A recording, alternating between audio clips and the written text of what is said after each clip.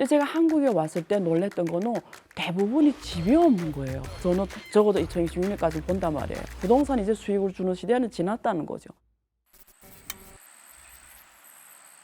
안녕하세요. 국제경제와 국제금융을 연구하고 있는 안유아 교수입니다. 반갑습니다. 더 플로우라고 시대의 경제 변화, 그리고 앞으로 우리가 주로 주목해야 되는 기술 변화, 거기에 따른 세계 경제 변화에 대해서 책을 출판했습니다.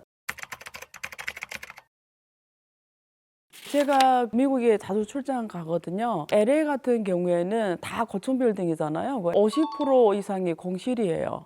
가면 다 보여요. 저도 처음에 제가 임대하고 있던 그 빌딩이 그 LA 다운타운 중심에 있었는데 그 층이 50%다 비었고 빌딩도 거의 50% 비었고 중국도 똑같습니다. 북경에 가면 공실이 되게 많아요. 네, 그래서 지금 한국도 똑같아요. 사실 이거는 부동산 업계에 있는 분들이 아주 체감하고 있어요. 뭐냐면 엄청 안 좋아요. 그리고 경제가 굉장히 안 좋은 걸 우리가 거리에서 볼 수 있는데 사실 저는 연구실이 강남 구청 쪽에 있어요. 그러면 거기 강남은 한국에서 그래도 업시들도 되게 많고 상가, 가게들이 제일 많은 동네잖아요. 빌딩들이 많이 비어 있어요. 그러니까 우리가 부동산 지수를 가지고 뭐 올라간다 내려간다 하는데 실제는 아닙니다.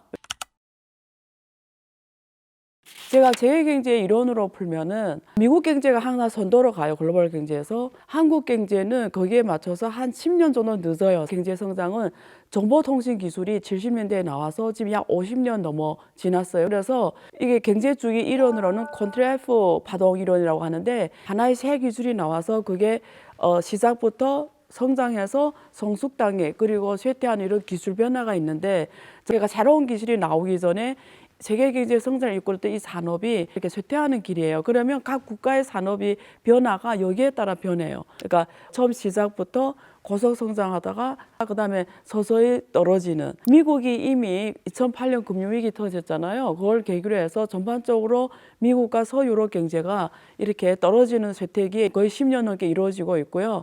근데 한국은 이제 지금 엄청나게 떨어지는 단계예요. 왜냐하면 조금 늦거든요. 이 말을 우리가 쉽게 하면은 그동안 한국 경제를 먹여 살리던 주도 산업이 반도체라든가 중화학공업, 전기기계, 금속산업, 그리고 운송장비, 주로 자동차 산업인데 이런 산업들이 한국 수출 1등부터 5등까지예요.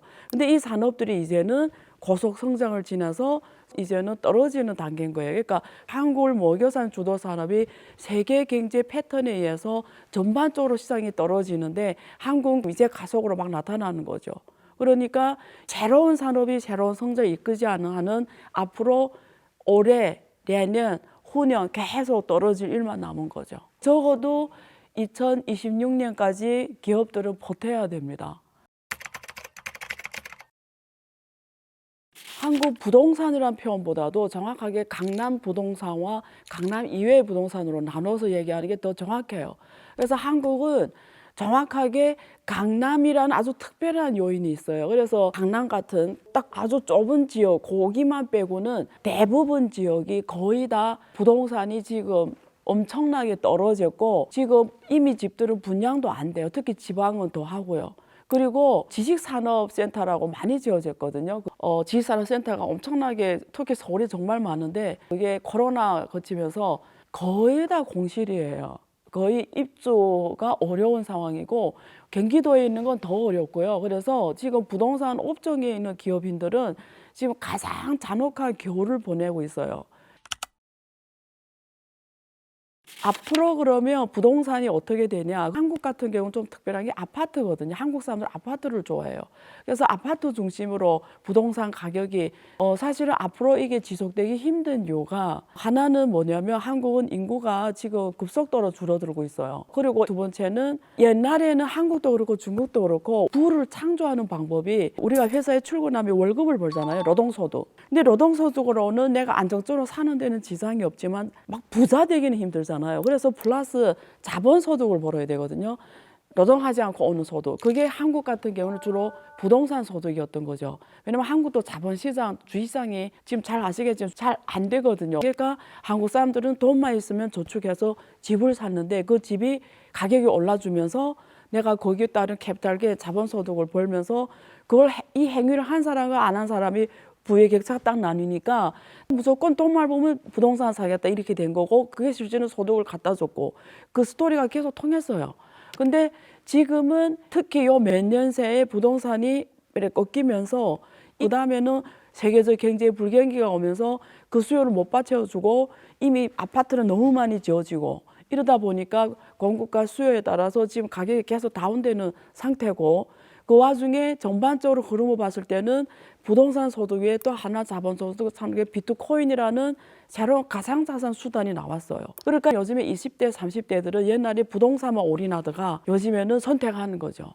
내가 비트코인 같은 가상자산을 할 것인지 부동산 같은 거 할 것인지, 이래 선택이 하나 더 생겨버리고, 플러스 인구가 급속도로 줄어들고, 그 다음에 세계 경제가 불경기다 보니까 요즘에 일자리가 없어요. 젊은 친구들은 부모님하고 같이 사는 경우가 많아요. 그러면 이게 당분간은 살 그런 게 없는 거죠. 그래서 노동소득만 벌고 사는 사람 될수록 부모님과 같이 살려고 하고, 캐피탈 게인을 추구하는 사람들은 주로 가상자산이나 부동산이냐 한데, 부동산이 지금 강남 말고는 별로 수익성이 안 좋으니까 강남에 집중되어 있는데, 강남도 이제는 좋은 물건을 사기가 쉽지는 않으니까 이게 사실은 앞으로 계속 갈 수 있는 동력이 크지는 않죠. 인천 같은 경우에는 그 아파트별로 좀 다르겠지만 전반적으로 아파트가 30~40% 다 떨어진 상태고, 그 다음에 더 나아가 지방 뭐 평택이나 뭐 다른 지방 말할 여지도 없고 그냥 엄청 떨어진 상태고, 근데 이게 올라가려면 월세도 잘 나가야, 전세도 잘 나가야 올라가는데 그 수요가 많이 떨어져서 지금 똑같은 상황이고, 그래서 제가 지금 사무실이 있는 강남이나 그나마 괜찮지 사실은 되게 상황이 어려워요. 근데 지금 금리를 인하했잖아요, 한국 정부가. 왜냐면 이게 한국 가계부채가 1,900조 원 넘어가면서 너무 리스크가 크니까 지금 깜짝 금리 인하를 했단 말이에요. 보통 금리 인하하면 자산 가격 올라가요. 그럼 그중에 가장 먼저 반응하는 게 부동산입니다. 근데 이미 가계부채가 너무 크기 때문에 지금 임대 금리가 아직 높거든요. 거기에 따라서 그 수요가 확 올라올까, 저는 당분간은 어렵다고 봐요. 왜냐하면 세계 경제가 앞에서 말씀드린 대로 점점 더 안 좋아질 거예요. 그러면 이게 노동소득이 올라가고 경제에 대한 긍정적인 전망이 좋아야 내가 투자를 해요. 근데 이 전망이 안 좋은 상황에서 현금을 보유하려고 하지 투자를 하려고 하지는 않아요. 근데 가상자산은 조금 달라요. 예, 그러니까 부동산은 저는 사실상 쉽지는 않다고 봐요. 중국은 부동산이 중국 경제 성장의 동력이에요. 근데 그 부동산을 한 주체가 가계가 아니라 지방 정부예요. 그러니까 지방 정부가 부동산 양도세라든 이런 게 다 지방세거든요. 지방정부 부채가 지금 80조 위안 넘어가거든요. 그러니까 중국은 지방정부 부채가 굉장히 높은 거고, 한국은 가계부채가 높은 거예요. 그러니까 1,900조 원이라는 게 한국 금리를 1%만 올려도 얼마입니까? 19조가 이자만 내야 돼요. 근데 한국의 경제가 성장하는 단계면 사람들이 노동소득에서 오는 월급으로 이자를 갚고 생활을 하고도 그게 유지가 되는데, 지금 일자리가 막 없어지잖아요. 앞으로 AI가 더 들어올 거예요. 지금 더 들어오면 노동소득이 점점 더 줄어들고 백수가 더 많아질 건데 이 사람들이 뭘로 집을 사냐고. 그러니까 한국은 가계가 핵심인데 가계부채율이 높다라는 거지. 근데 가계부채를 해결하려면 가계소득이 올라가줘야 되는데 가계소득이 올라갈 일이 없다라는 거지. 왜? AI가 대체하고 이 사람들을, 그리고 경제도 전반적으로 앞으로 몇 년 다운사이드고, 왜 새로운 기술이 새로운 성장 동력으로 가기 전에는 이게 다운사이드에 갈 수밖에 없어요. 그게 저는 적어도 2026년까지 본단 말이에요. 그럼 거기에 따라서 소득이 없는 상황에서 어떻게 부동산을 받쳐주냐고. 그 이자를 낼 돈도 없을 확률이 되게 높아요. 그래서 한국은행은 지난번에 미국에서 금리를 막 올릴 때 울며 겨자 먹기로 올려요. 근데 만약에 계속 올라갔으면 한국은 금융위기 또 오는 거예요. 왜냐하면 노동소득이 올라가지 않은 상황에서 이자 부담만 올라가면 가계는 파산인 거잖아요. 그런데 다행히 미국에서 금리를 인하시켰고 한국은 그래서 인하시킬 공간이 조금 생겨서 그나마 다행인데, 사실은 기억하시는 모르는데 올해 4월에 한국이 부동산 위기 온다는 소리 엄청 크게 돌았어요. 근데 한국 정부가 어떻게 해왔냐면 실제는 이거를 은행이 해주잖아요. 근데 원래 어떤 만기가 오면 딱 받아야 되잖아요. 그걸 못 받게 했어요. 연장을 시켜줬어요. 아니면 파산인 거예요. 이거는 중국하고 똑같이 처리했어요. 중국도 똑같아요. 만약에 지금 만기가 떼서 원래 원리금 다 상환해야 되잖아요. 못 하는 거예요. 그거 어떻게 은행은 그게 부실 처리가 돼야 돼요. 그럼 은행이 부실 대출이 확 올라가면서 은행 위기가 오는 거예요. 그러니까 그때 금융감독원장 새로 오셨고 열정도 넘치고 해서 다 무조건 연장해줘라. 그래서 1년을 연장했는데 그게 4월이었어요. 올해 4월. 근데 미국에서 금리 인하할 기미가 안 보이는 거예요. 그럼 이게 난리 나는 거예요. 왜냐면 더 연장하기는 힘든 거예요. 그러니까 그때 이 설이 나왔던 거예요. 어떻게 해야지 미국이 빨리 금리 인하할 기미나 뭐 우리는 이게 인하해버리면 원화가 환율이 확 뛰면서 또 위기 온단 말이에요. 그러니까 이러지도 못하고 저러지도 못해서 더 연장하기에는 이제는 안 되는 거예요. 그래서 그때 그 설이 나왔거든요. 근데 다행히 미국이 금리 인하를 한 거죠. 그러니까 지금 조금 숨은 돌리는데 그 위기는 그대로 존재하는 거예요. 한국은행에서 서울대학교 교수님과 같이 쓴 보고서 있잖아요. 거기에 한국형 뉴 리츠 방안이라고 해서 리츠라는 게 부동산 신탁펀드 말하거든요. 지금까지는 내가 부동산을 투자해서 자본소득을 벌겠다면 여기 10억짜리 아파트 있어. 내가 보기에는 이 10억짜리 아파트가 앞으로 10억 갈 것 같아. 이러면 내가 이 부동산 사겠죠. 그 내가 5억만 있으면 이 부동산 살 수 있고 5억은 대출해 오잖아요. 은행에서. 그러니까 5억이 있고 5억을 대출하다 보니까 이 가게가 무리하게 부채를 일으켜서 집을 사는 거잖아요. 그러면서 기대하는 건 이 부동산 가격이 올라가기를 원하는 거잖아요. 그러니까 한국 사람들 지금까지 계속 이렇게 왔단 말이에요. 20대, 30대까지 이 부동산 투자에 뛰어들면서 가계 부채가 천정부지로 올라갔는데 이 가계부채가 계속 올라가면 한국 경제가 너무 취약해지는 걸 한국은행이 누구보다 잘 알겠죠. 그러니까 이걸 해결하려고 대안을 내준 게 만약에 네가 부동산 투자해서 자본소득을 벌 거면 꼭 집을 투자 안 해도 된다. 여기에 리츠라는 상품이 있다. 자, 이 리츠라는 건 옛날부터 있었어요. 지금 왜 갑자기 이 리츠를 내 사야 돼? 항상 있었는데. 근데 네가 집을 사면 5억 원이 필요하잖아. 근데 네가 1억 원을 이 리츠에 투자하면은 이 리츠가 보유한 아파트들이 있을 거 아니에요. 거기에 네가 임대할 자격을 준다. 근데 그 임대는 시장가보다 좀 싸다. 시장에서 30평 300만 원에 임대를 해야 되는데 여기는 250만 원에 임대할 수 있다. 만약 부동산 경제가 잘 가면 리츠 수익률이 올라가잖아요. 그러면 여기에 따라서 네가 1억 투자에 대한 네가 자본소득을 볼 수 있고 너는 주거 문제 해결할 수 있다. 그리고 그게 시장가보다 너는 싸게 들 수 있다. 이게 해결 방안이에요. 그래서 이번에 한국은행에서 보고서 내고 했단 말이에요. 근데 그게 진짜 한국 가계 문제 해결할 수 있냐는 다른 문제인 거죠. 저는 결론이 뭐냐. 그러니까 한국은행에서 내놓은 이 방안은 우리 보기에는 괜찮아 보일 수도 있어요. 근데 굳이 제가 긍정적으로 말해주면 그냥 한국 국민들한테, 한국 가게들한테 하나의 선택권을 더 줬다.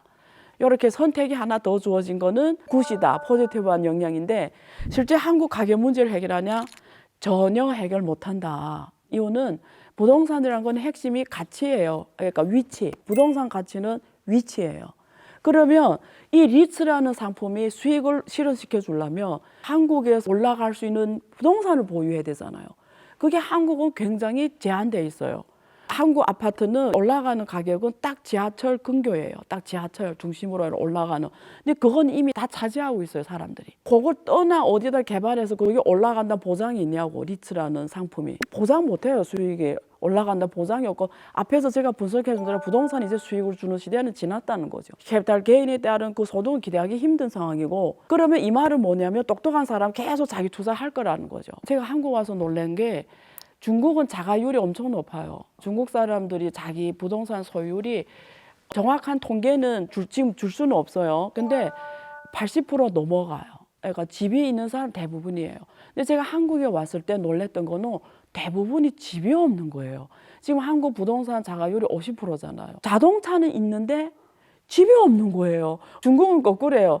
집이 없으면 자동차를 절대 안 사요. 먼저 집을 사고 그 다음에 뭐 자동차인데 여기는 자동차 있을지언정 집이 없더라고요. 그래서 저는 와, 문화가 너무 다르구나 이런데 지금도 자가율이 한국은 높지 않아요. 한 50% 아직도 임대로 많이 사는 거죠. 근데 이 사람들이 다 잠재적으로 뭐가 있죠? 돈만 있으면 부동산 사려고 하는 거죠. 근데 아까처럼 뉴리츠를 살까? 저는 아니라는 거죠. 결국 한국 문화상 아시아 문화권이 비슷해요. 그러니까 아시아 사람들은 자산을 뭘로 인지하냐면 딱 부동산이 자산이라고 생각해. 이게 문화예요. 그러니까 아까처럼 뭐 리츠? 그 개념을 이해시키는 것부터 어려워. 예를 들면 50대, 60대한테 리츠 개념을 어떻게 인식시키냐고. 아까 그 현실적이지 않죠. 지금 우리가 주목하는 미래 기술 쪽 산업을 놓고 말하면 제일 지금 성장성이 있는 게 제약 바이오 쪽.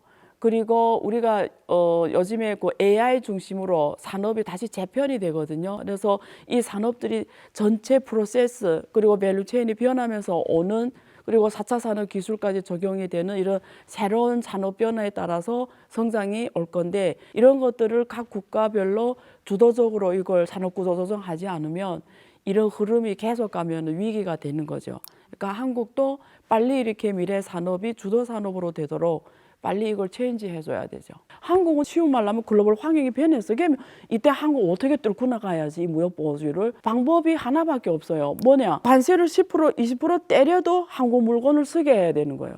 예를 들면 삼성전자가 지금 주가가 난리 났잖아요. 지금 청와대 경제수석도 삼성전자 위기에 왔다 이렇게 말하는 거예요. 그러니까 지금까지는 전 세계 시장에서 한국 메모리, 한국이 OLED, 한국이 스마트폰이 전 세계를 석권했는데, 무역보호주의가 올라가면 삼성 핸드폰이 원가가 10% 20% 올라가고 메모리도 10% 20% 올라가고 모든 게 다 올라가는 상황에서 경쟁 기업들이 막 나오는 상황에서 특히 중국 기업 가격으로 이길 수 있냐? 그러면 가격 경쟁에서 안 되면 어떻게 해야지? 절대적인 기술 파워를 갖고 가야 되는 거죠. 얘네 거 안 쓰면 대안이 없어. 미국에 그런 기업이 많잖아요. 엔비디아 왜 그거 행진해요? 엔비디아 거 안 쓰면 대안이 없어.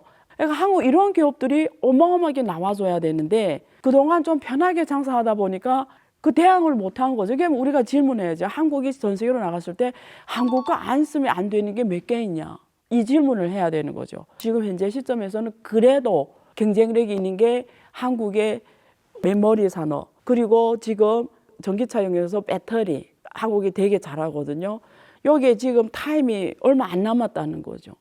그러니까 한국은 지금 빨리 기술적으로 노벨 물리학, 노벨 화학상 나올 정도로 엄청나게 R&D에 투자를 정말 많이 해야 되고, 두 번째는 걱정인 게 또 뭐가 있냐면 한국의 대기업들 다 미국 가요. 현대자동차 미국에서 공장하고, 삼성전자 미국에서 공장하고, SK 다 미국에서 공장한단 말이에요. 원래는 한국에서 해서 수출을 했는데 트럼프 또 현지에서 해라니까 다 갔는데, 저는 걱정이 우리 청년 10대, 20대죠. 대학을 졸업할 때 어디에 취직하지? 대기업은 걱정할 필요 없어요. 대기업은 알아서 잘 살아요. 문제는 이 기업들이 다 갔는데 한국에서, 그러면 이 청년들이 어디서 일자리를 구하지? 이게 현실화된 거예요. 중국은 지금 대학교 졸업생이 중국하고 비슷해요. 왜냐면 중국도 수출주도형이었거든요. 다 수출해서 살아왔잖아요. 지금 1년에 대학생이 1,200만 명씩 나와요. 근데 대학 졸업하자부터 백수인 거예요. 갈 데가 없는 거예요. 그러니까 한국이 대학을 졸업해서 취직할 데 없죠. 대기업이 다 떠나는 거죠. 근데 안 떠날 수가 없죠. 관세로 다 막아버리는데, 그러면 국내의 중소기업이 탄탄해져야 되는 거예요. 중소기업이 일자리의 80%를 해결하거든요. 그러면 이제 중소기업 중심으로 가져야 되는 거예요. 스타트 기업, 중소기업, 벤처기업. 국내에 이런 기업들을 엄청 탄탄하게, 유니콘 기업 정책이 다 중소기업 집중돼야 되는데 한국의 모든 정책은 대기업 중심으로 돼 있어요. 중소기업에 대한 정책이 상당 부분 부족했는데 한 2, 3년에 많이 좋아졌어요. 예를 들면 스타트업 기업인데 사람을 써야 되잖아요. 그럼 엔지니어 쓰면 엔지니어 월급이 예를 들면 한 1억씩 준다. 그러면 국민보험 포함해 4대 보험이 스타트업을 죽여버려요.